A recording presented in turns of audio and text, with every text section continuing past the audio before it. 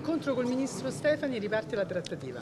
Sì, positivissimo, riparte la trattativa e soprattutto durante l'incontro si è parlato della necessità di aprire subito i tavoli tecnici per le singole 23 materie e come Regione ho fatto una proposta di addivenire subito a un'intesa e quindi portare una nuova formula di intesa, cioè, ovvero una legge leggera che dia mandato poi al Governo con decreti legislativi di affrontare materia per materia.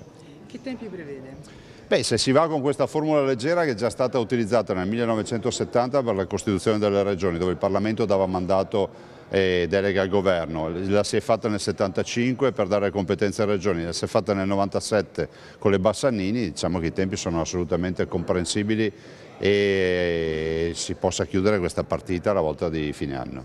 Su cosa puntate? Quali sono le materie che vi rendono più, insomma, vi interessano di più? Tutte e 23, visto considerato che la Costituzione ci dà questa opportunità, quindi le 23 materie le portiamo avanti e le richiediamo tutte. Del resto non cambia la nostra richiesta rispetto al governo precedente, in quanto confermiamo il progetto iniziale, che è lo stesso progetto che oggi il ministro Stefani si trova ad affrontare. Ci sono dei costi però, dei costi per lo Stato per questo tipo di autonomia? Beh, è assolutamente affrontabili, anche perché la virtuosità che sanno esprimere le regioni è sotto gli occhi di tutti. Basti pensare come gestiamo noi la sanità e come la gestirebbe magari qualcuno a livello nazionale. Poi voglio ricordare che ci sono 30 miliardi di sprechi a livello nazionale, che sono circa un terzo dell'interesse sul debito pubblico, che debbono essere assolutamente tagliati e dedicati a questi progetti di riforme. Volevo solo dirvi una roba, attenzione alla novità, la novità è la legge leggera. È una legge che va in Parlamento, che quindi l'intesa si concretizza con una legge.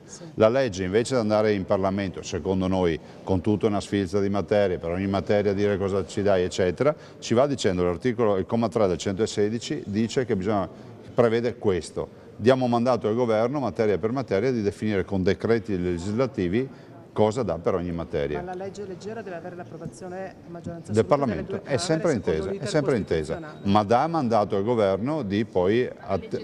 È una legge delega. Ma quindi non va discusso nelle commissioni, i tempi sono molto più rapidi. Ma è una legge che marcia, come è accaduto nel 70 per la Costituzione delle Regioni, nel 75 per dare competenze alle Regioni e nel 97 con la Bassanini. La Bassanini non portò in Parlamento tutta la Bassanini, fece poi la fece diventare una legge delega, ma che è giusto che sia così, altrimenti diventa un ginepraio. Si può ipotizzare dei tempi? Beh, entro fine anno, con queste modalità, con questo Ministro che è molto attivo e performante, direi che ce la facciamo. Lei è fiducioso perché col Movimento 5 Stelle votato al Sud in massa non è semplicissimo. Ma guardi, Einaudi nel 1948, presentando la Costituzione, diceva ad ognuno dovremmo dare l'autonomia che si spetta, e Einaudi non parlava di nord, sud, centro. L'Italia è tutta uguale e tutti hanno gli stessi diritti. Prova ne sia che ci sono regioni del sud che ti chiedono l'autonomia.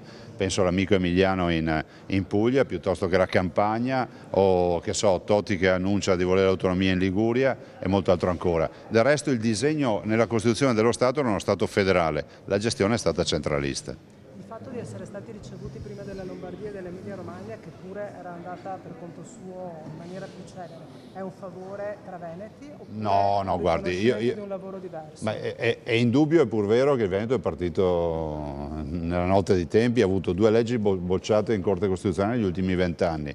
Ci è riuscito con la terza legge, che è stata quella istitutiva del referendum.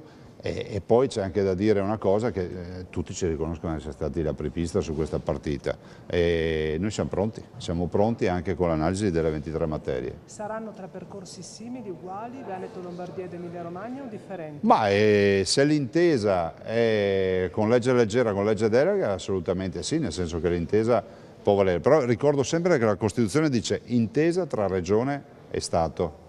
Non tra regioni e Stato, quindi comunque devono essere provvedimenti diversi. Il preaccordo firmato a febbraio resta ancora valido? Vale perché il preaccordo cita le 4 materie che non ci hanno lasciato proprio del tutto soddisfatti nella trattativa, e cita le 23 materie, perché vi ricordo che l'ultima parte dell'accordo, della preintesa, dice comunque parleremo di 23 materie.